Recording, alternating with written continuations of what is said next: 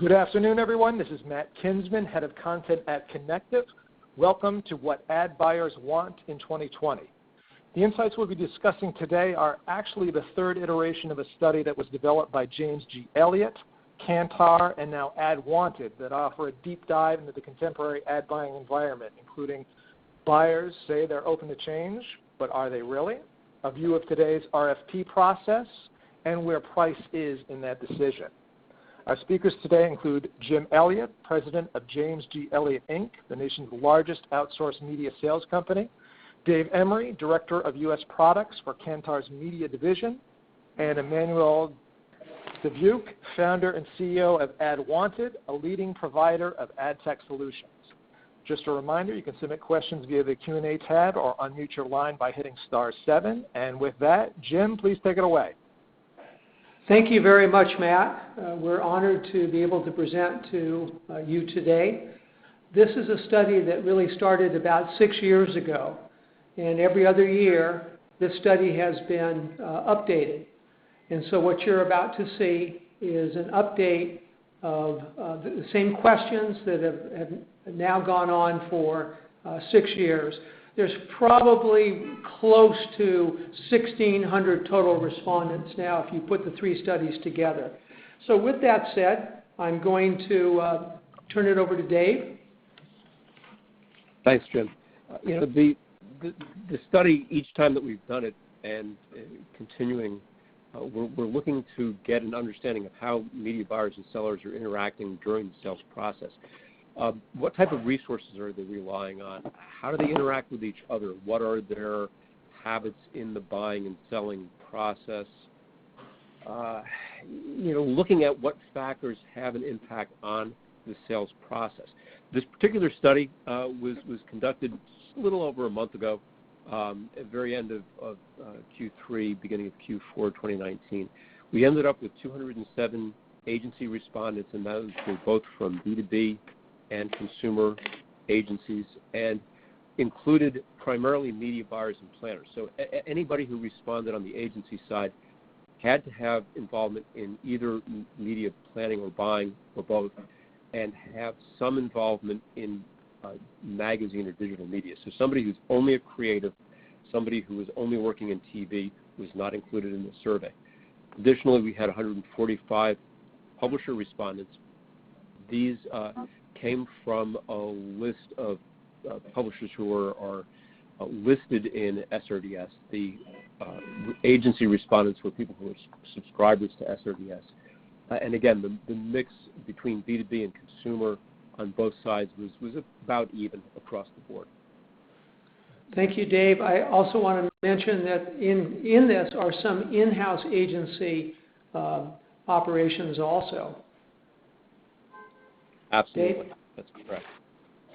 Yeah, so one of the things that comes out fairly strongly as we look at these results, and it's no surprise to anybody who's active in the space, media buyers and planners are really busy. They're increasingly digital, and they're really not easy to get in to see. And so part of what we're looking at here as we look through these results is figuring out ways that may help make that interaction with them easier. One of the things that we're going to do is try to call out places where there are differences between agencies and publishers, where there are differences today from where things had been, and then also just call out sort of interesting highlights that we're seeing in the data. When we look at who responded, it's about evenly split between those who plan and buy, about 60%. And the rest are primarily involved in just planning, only a small percentage in buying. And those percentages are very consistent to where they had been in the prior studies. Okay, we're going to try to speak up a little louder. It sounds like some folks are having a harder time hearing us. Nancy, can you hear me better now? Thank you. Okay, Dave, should we move on to the next chart? Yep. So what we're seeing is that media planners and buyers are quite busy. Two things are happening here. We're seeing an increase compared to prior years in terms of the number of clients that are being worked on at the high end. So 5 or more clients, that number has increased. We're also seeing that there's a slight increase in the number of brands being worked on. At the other extreme, though, we're also seeing an increase in the number who are only working on a single client or a single brand, suggesting that those are much bigger programs today. And Jim, I mean, how do you think this has changed from, I mean, you've been around the business for a while. Are you seeing a change in this yourself? A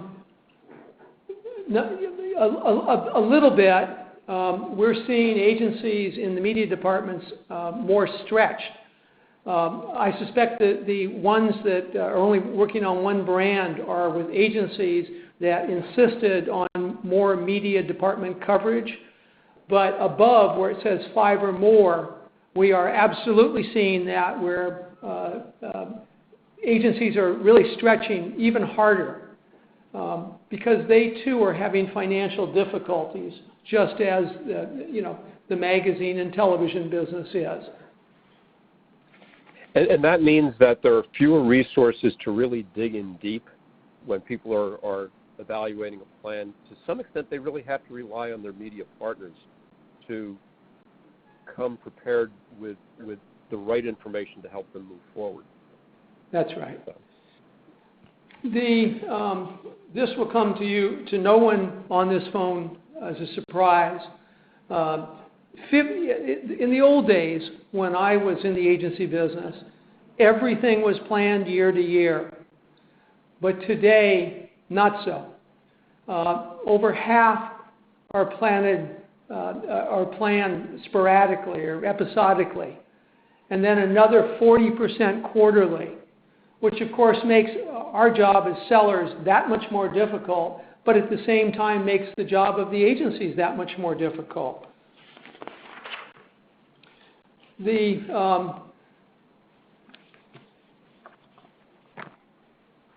is an interesting. I want to. When I was a media planner, a couple of years ago,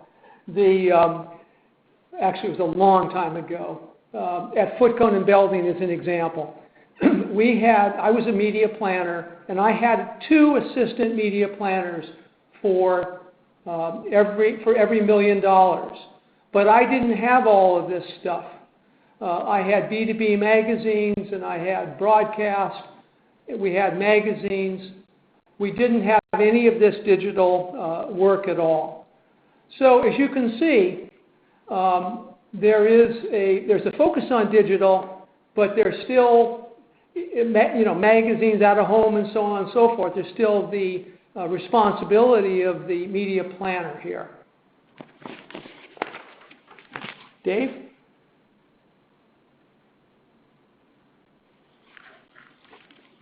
So, in that last slide, we saw that about 85% of the planners are planning and buying digital, and it really is no surprise. I mean, everybody has a hand either on the buying side or the selling side in digital today. 85% are planning or buying digital.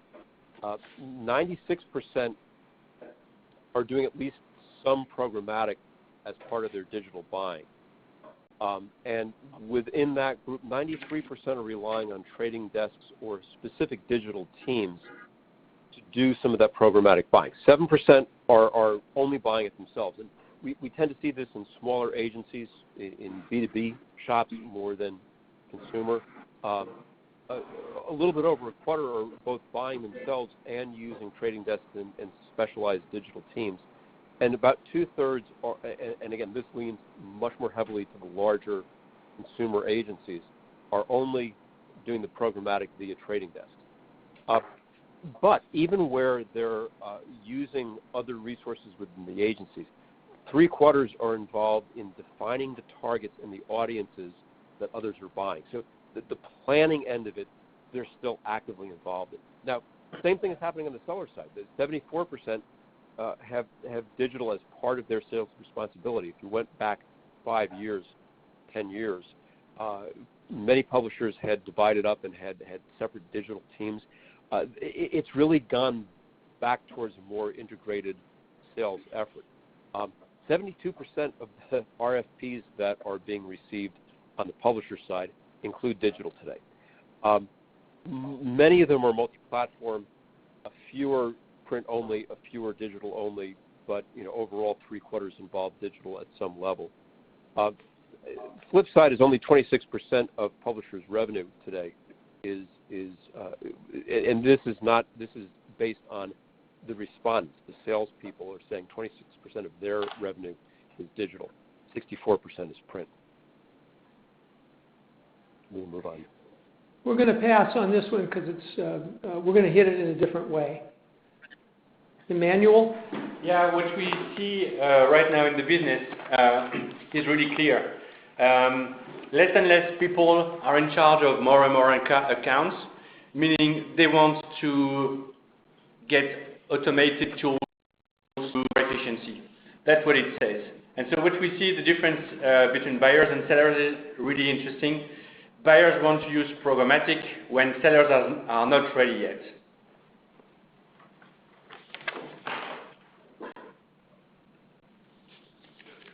Well, this is no surprise to anyone in sales. It's not easy to get in front of these folks. As you can see from this, 2/3 meet with reps only several times a month or less. Well, considering the number of B2B and consumer magazines and online operations that sell advertising, that really means that it's very, very, very difficult to get in touch, to get in front of any of these folks. It also says something else. It says that when a seller gets in front of a buyer, what they say is a one-time event, meaning that they had better be concise, quick, to message, and understand that they're not going to get in, every month. It's just not going to happen. I remember when I started in this business as a media director, I had salespeople come in once a month so they could fill out call reports. Well, that doesn't happen anymore. Those days are long gone. Yeah, so on this slide, very interesting thing is we see the buyers are really on the process of getting still some meetings which they consider to be really important for them, but not as much as sellers. We translate that in the fact that we want these people, and we think everybody wants to get more automation, more tools to spend more time on high strategic discussions rather than being behind their screens.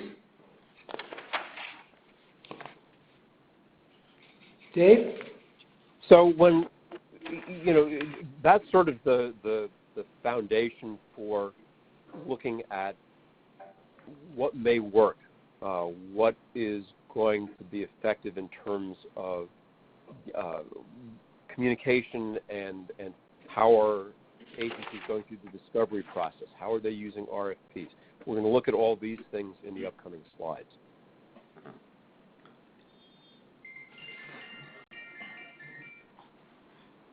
Well, what's the best way to communicate with these folks? I guess it's email.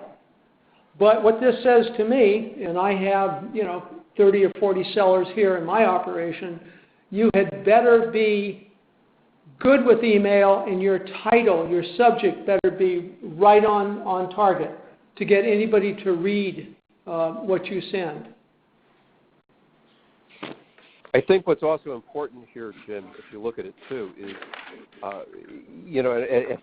I threw this question in almost to see if I could prompt a response, but only 2% of the agency respondents said they would prefer to research, plan, and buy without interacting with salespeople. This is consistent with what we saw before, where they said, meetings are good. I do want to interact with salespeople, but I want to do it on my terms. Yes. So. Well said, Dave. Yeah, and what we see now in the industry is a lot of people are trying to exchange data sets, but the number of norms or processes are not really equal depending of the equipment of an agency or a publisher. And that's why they need to get a proper set of data, and that's why we want to put there a focus on the SRDS data, for instance. We see that when people try to make their plans, they want to be able to compare a publisher with another one. That means they are measured on the same way and they provide the same kind of information. And I do want to state here that when, with regards to, for instance, audits, this is only in the discovery process. This is not in the culling process. And you'll see it in a later slide. For example, audits are extremely important. I think it's 91%. But in the discovery process, perhaps not as much. Yeah, and I would like to add that we see a lot of publishers today trying to share information publicly. That would be through SRDS. They don't realize how important that information is. So sometimes it's outdated. Sometimes they use some wording that are no more in use. Now everybody has to really focus on that because we are using tools which have to be very accurate. It has to be very sharp. And whatever you put as number has to be really precise because these data are going to work through algorithms. If there are some mistakes, typos, it just doesn't work and you're just ousted of a set. Dave? Yeah, so, when we look at this discovery process and that initial step of exposure, there are differences between what agencies are seeing and valuing as important and what sellers are seeing.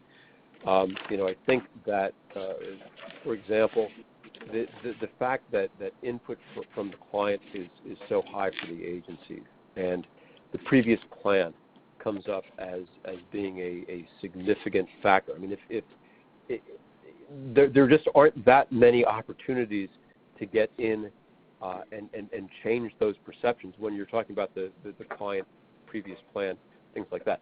On the other hand, the sellers are really saying that their own sales team is critically important. Their marketing resources internally are critically important in terms of getting in front of sellers. Integrated packages, it doesn't really show up as a factor so much for the agencies, but the sellers do see it as really important. And Jim, I don't know if you had any other input on that. Yeah, well, I do. When you read this and you think about the fact that ad agencies now have, the average media planner is working on 5 things. When you take a look at the third item down, previous plans, you can understand how important that is and understand that means that they had a previous plan approved. So they don't have to go through the same process again. And with that said, if you're on a plan, stewardship is really, really important here. Make sure you get in and confirm what a great buy it was the year before or the quarter before, whatever cycle that they happen to be on. Manuel? Yes, we're talking about RFPs. We see a lot of people complaining about the fact that there are RFPs that sometimes publishers don't even respond to, or having RFPs that are very complicated. That would be on the publisher side. We realize that the industry needs probably some standards, like in digital. IAB formats, for instance, for digital made everything clear for buyers. It's not the case in traditional media, and especially for print. So we think there is a lot of improvement, room for improvement there, bringing some automation in the way people send their RFPs and the way publishers would respond to those RFPs. So that is literally through digital operations, and we are trying to find a way to solve that issue. I think something that's important here for publishers, for ad directors, is to note that RFPs really are important. And in our practice, on our consulting practice, when we hear that a particular publisher is receiving no RFPs, that's a problem.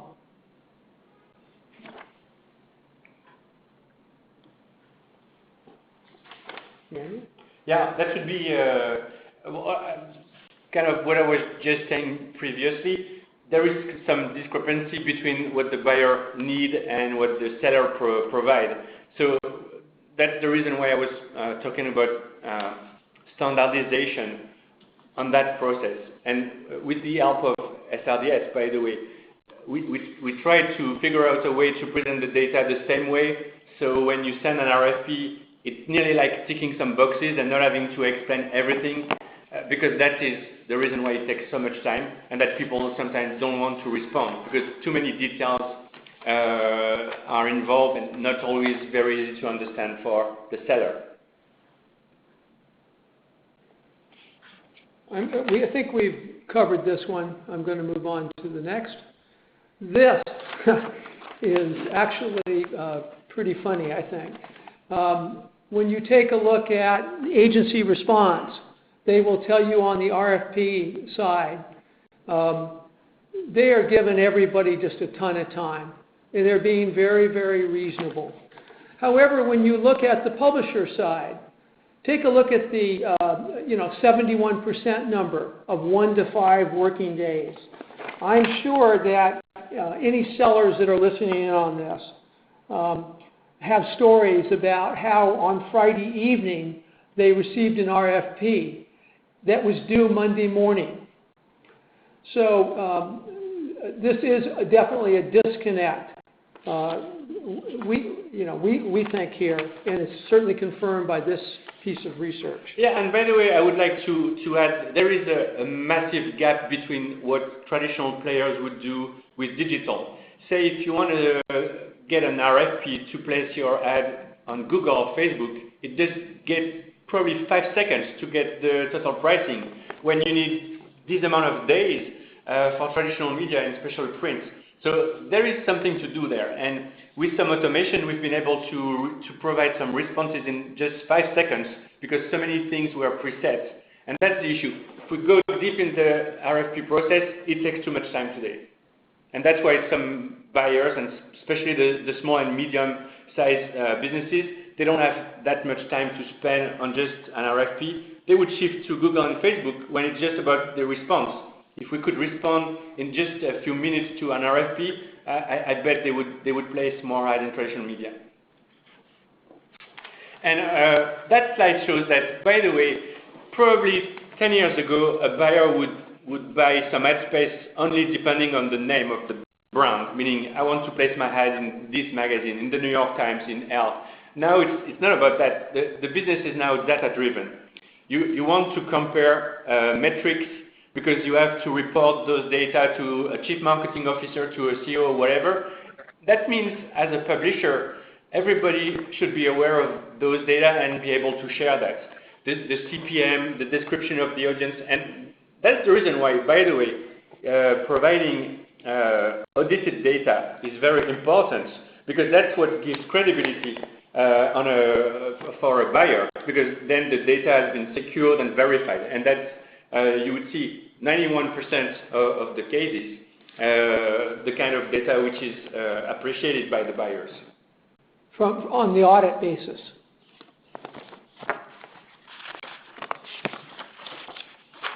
Well, this is a question we've been asking now for 6 years. Once you get knocked off a schedule, or you're not on a schedule, what are the chances you can get back on? And according to the buyers, it's 68% sometimes. But of course, according to the sellers, it's close to never. So this is a difference between what the buyers are perceiving and what the sellers are perceiving. My sense, having a sales operation, is that probably the truth lies somewhere in the middle here. Yeah, and I would again bring the description on the process right now. if you're in the middle of a discussion and negotiation, sometimes it takes so much time to just get your sales guy on the line that you just pass your way, and that makes a lot of buys going somewhere else. That's another issue. That's why if you can convene every single negotiation on one place, that's a lot better because everybody knows where to go and act a lot faster. So this is an interesting and actually somewhat of a piece of good news here. For the last few years, serious rate negotiation has been a factor here. But as you see, the amount of, say, 40% on has definitely declined here. I can tell you that's definitely declined from years past. And now what you're basically seeing is the majority of discounting between 15 and, let's say, 40, 42 or 3% here. What we recommend with our... Sorry, Dave, go ahead. No, I was going to say, and it's definitely declined. I mean, if you look back where back in 2015, the big discounts represented almost half of the discounts that were being offered or looked for. And today it's a little over a third. This is also kind of a silly game because we also know that a lot of agencies get fees from their clients depending on the amount they can discount. So this is a tricky game. I would say in Europe we've seen that sometimes the average discount would be above 80%. And that's the way the agency shows the clients, well, we've been very good, and that's the reason why you should pay us high fees. So it's a very long story. Probably changing the open rates for the net rates is too complicated, but that's the trend. This next chart talks about the difference between agencies and publishers. And I think it really depends probably on category and the negotiation and on past buying and so on. But as you can see, I think sometimes publishers get too wrapped up in bundling offers when in fact only 45% always or often use bundling offers as far as the agency is concerned. Dave? Yeah, and likewise, you've got some publishers who appear not to buy into the whole free anything approach. So you've got almost 50% who say they never do free space, free lists, free mailings, free email blasts.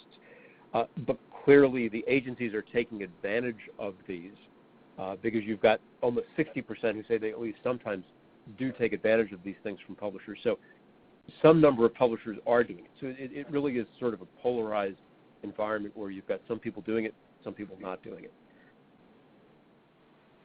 And things are about the same. The one area where there seems to be a fairly even balance between the agencies and publishers is with special incentives like remnant buys and new business rates and things like that. Thank you. Sumner, can you hear us a little bit better? I hope.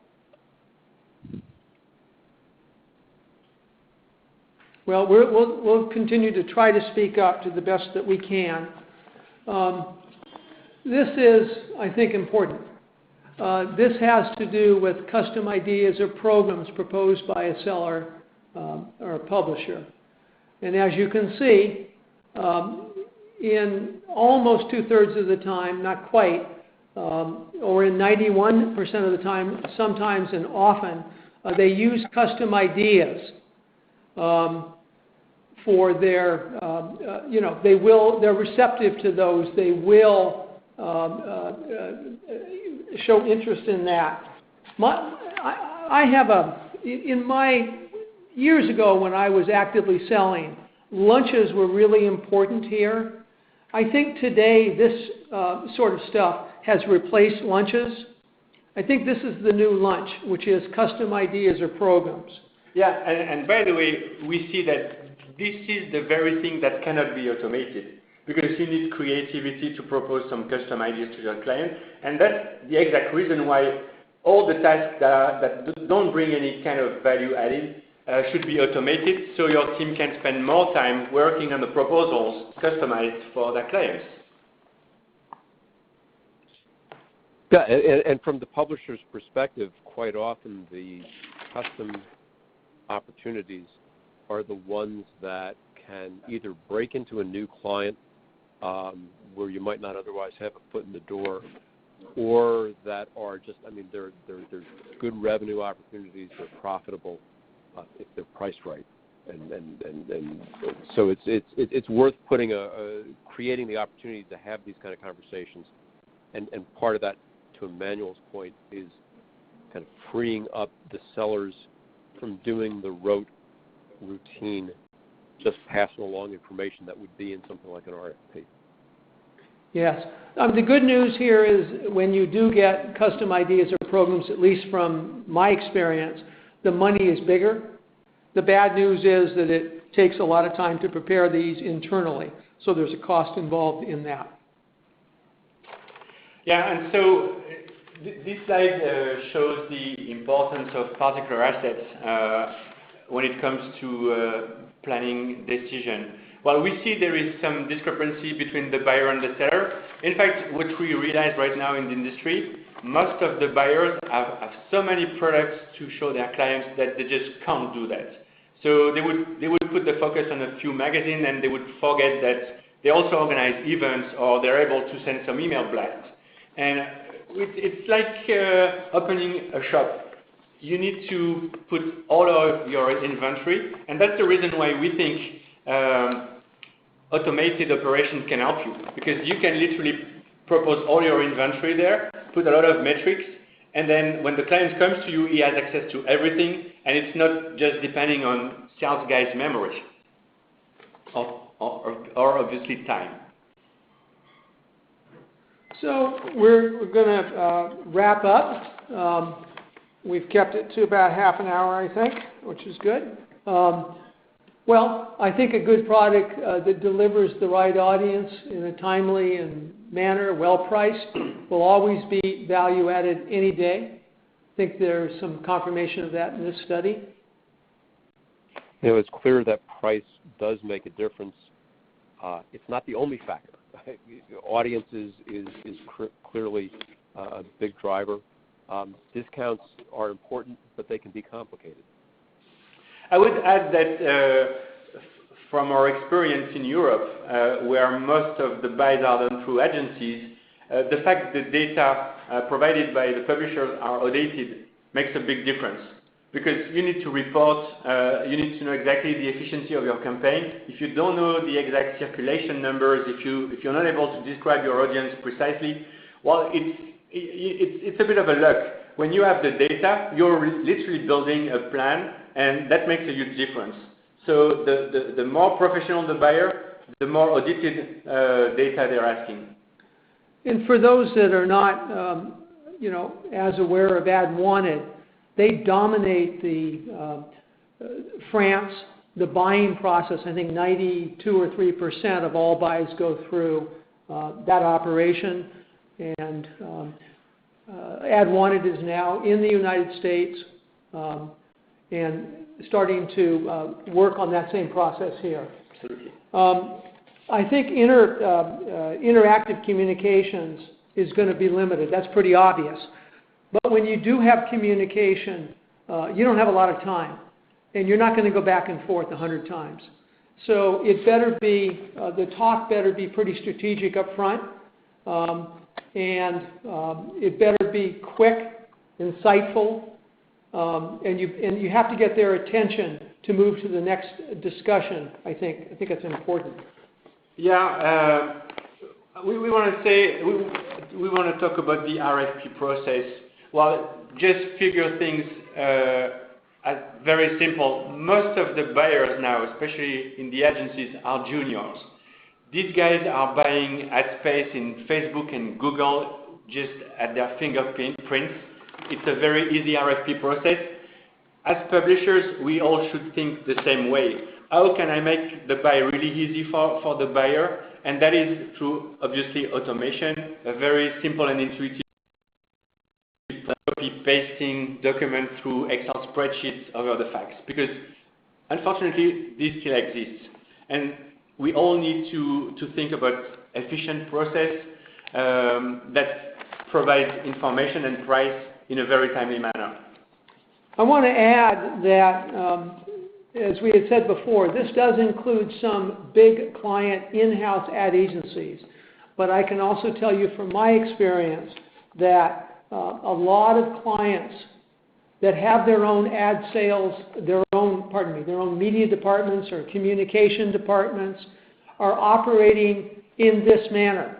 So for those of you that say this isn't relevant because we have mostly client business, I would argue that it's extraordinarily relevant because they're modeling their businesses just exactly as the ad agencies are.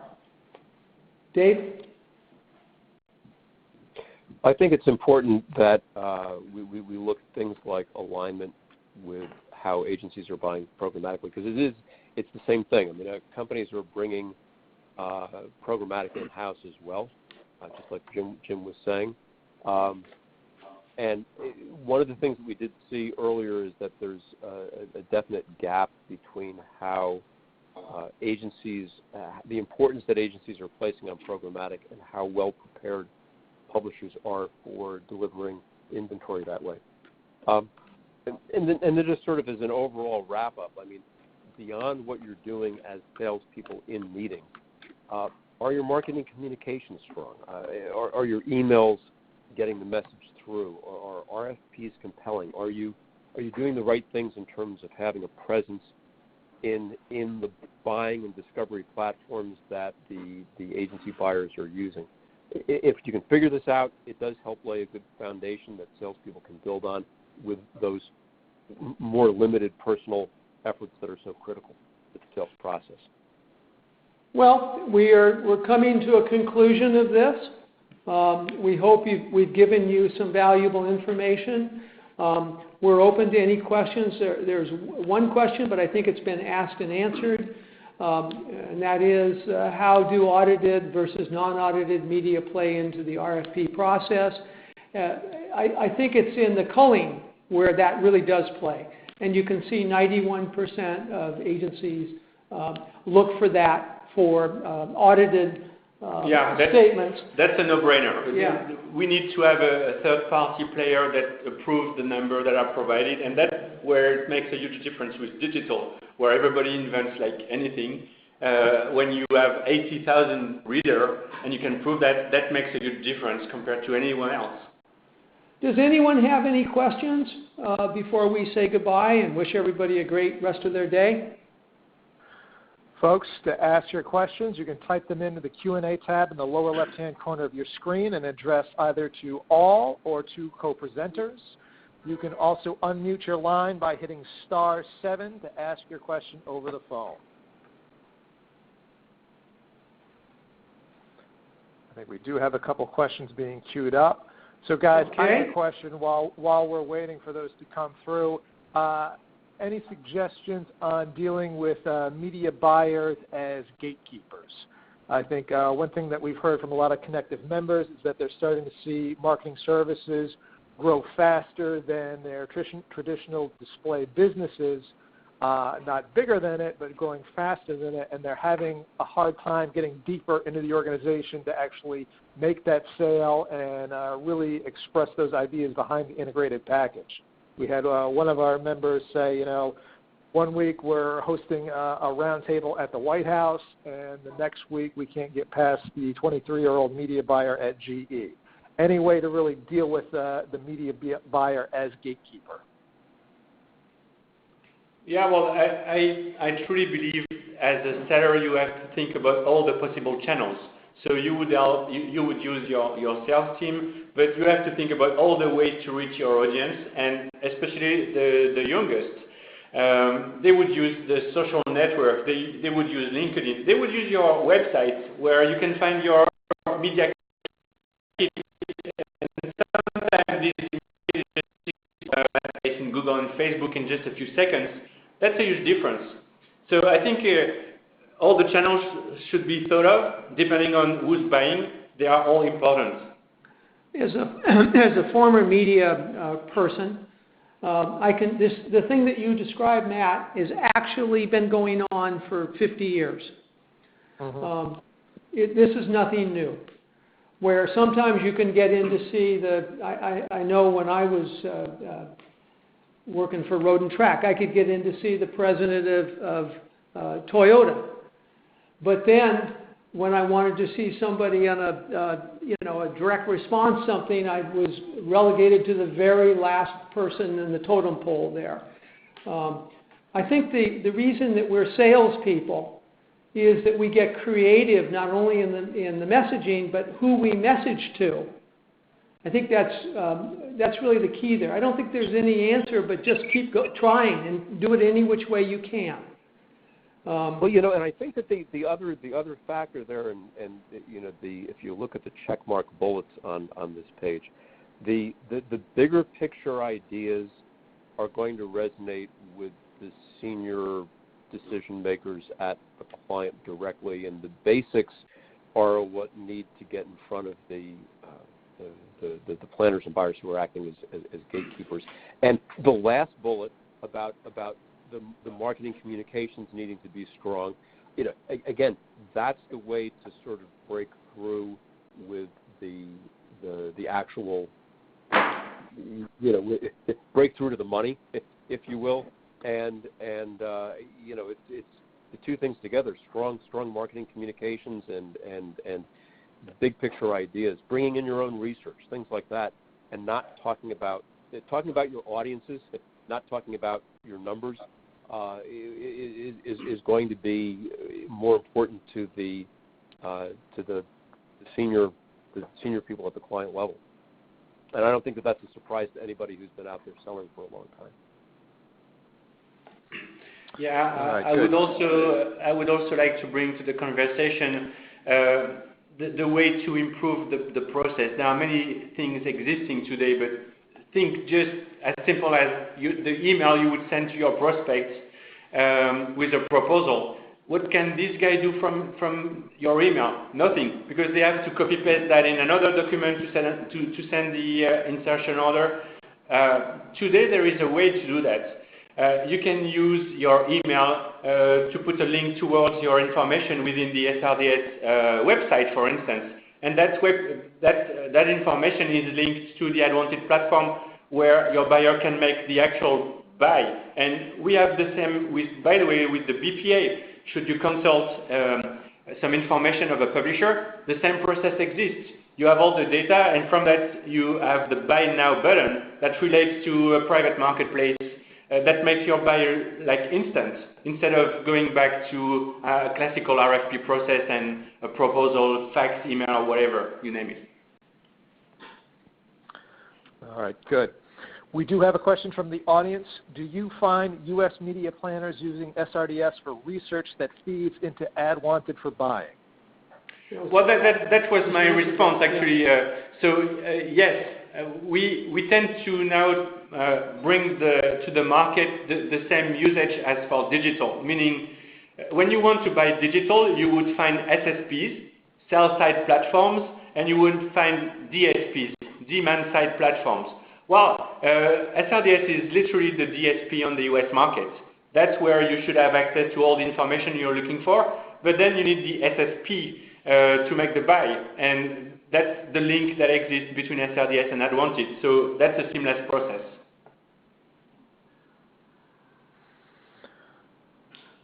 Good. To our audience, we are coming close to our time here, so if you do have questions, please ask them now. You can submit them in the Q&A tab in the lower left-hand corner of your screen, or you can unmute your line by hitting *7. I've got a quick question for our panel. You had talked about emphasizing your audience as a differentiator. I know there are a lot of publishers that are really starting to emphasize their first-party data and how they can extend that reach beyond their own site to other sites as a way of competing with social media, and a lot of people are starting to sound the death knell for third-party data, particularly with the various privacy legalese that's starting to go on around the country. I'm curious, on the media buyer side, is that conversation around first-party data, is that helping move the needle for publishers?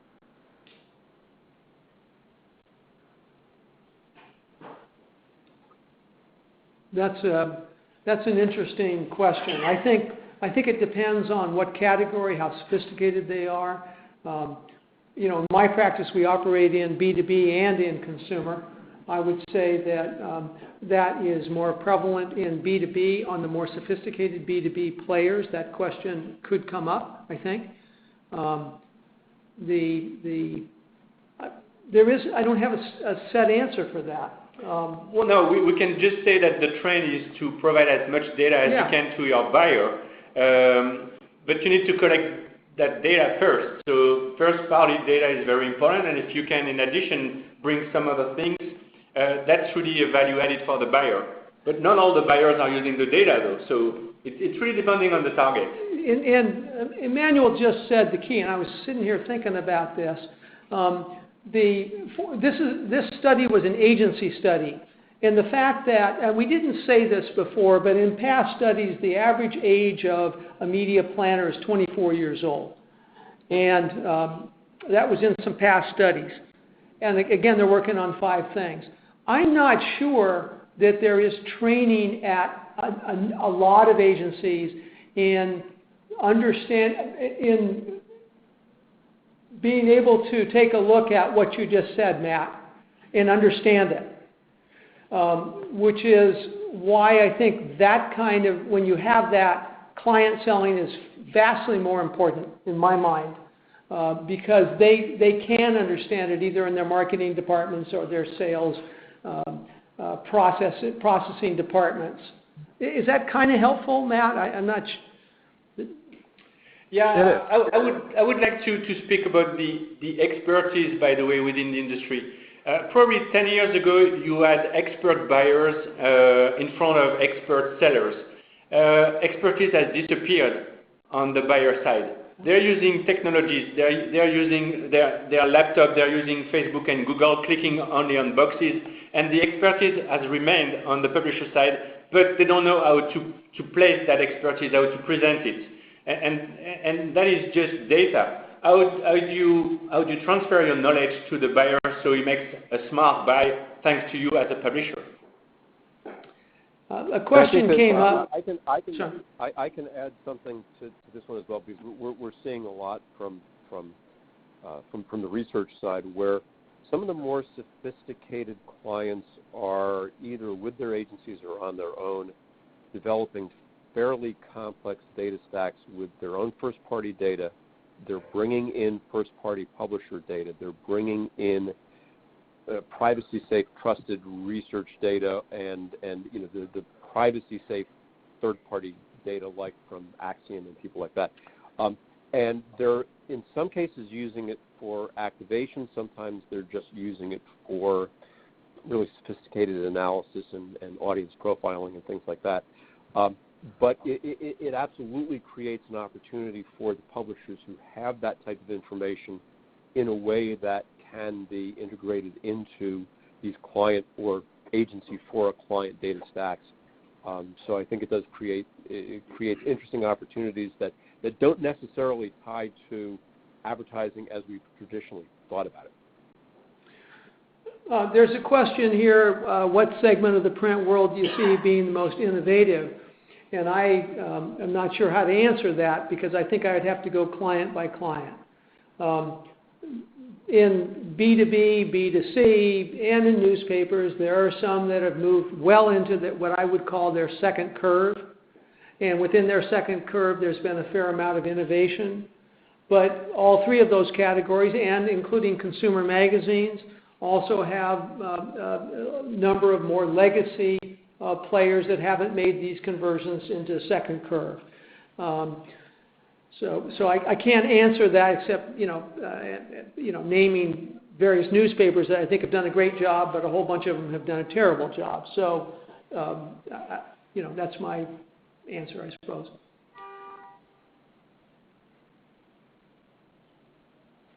Jim, can you point to any specific action items they've taken with print? So I think your point that it really varies client by client rather than industry by industry is well taken. Is there anything that you've actually noticed with print advertising, a specific program that's been relatively innovative? Yes. Well, we've seen it with one of our B2B clients where they've used a brand studio extraordinarily creatively, including doing things within the print products that they have. They have a lot of products. And then integrating those products with other digital products. Using the same creative as an example, or creative, just like an ad agency, they're looking at the messaging and then they're working the messaging between the various assets that they have, which is really what, in the old days, what an ad agency used to do. But they would use various people's products. With this particular client, we're seeing them use all of their assets. Now, they have a lot of assets. So that's an example of something I'm seeing. In the consumer world, there's a wonderful example here. We don't represent them, so I'll say their name. It's The Atlantic. Just doing fabulous work in that area of tying in their various assets. Is that helpful, Matt? Absolutely, and I think that's a great question to end on. We're getting a little short on time here. So thank you to our speakers from Kantar, James G. Elliott, and AdWanted. Terrific job. For our audience, thank you for joining us today. We will be sending a deck of the presentation as well as a replay a little later today. And thank you for joining us today. This concludes the webinar. Thank you, Matt.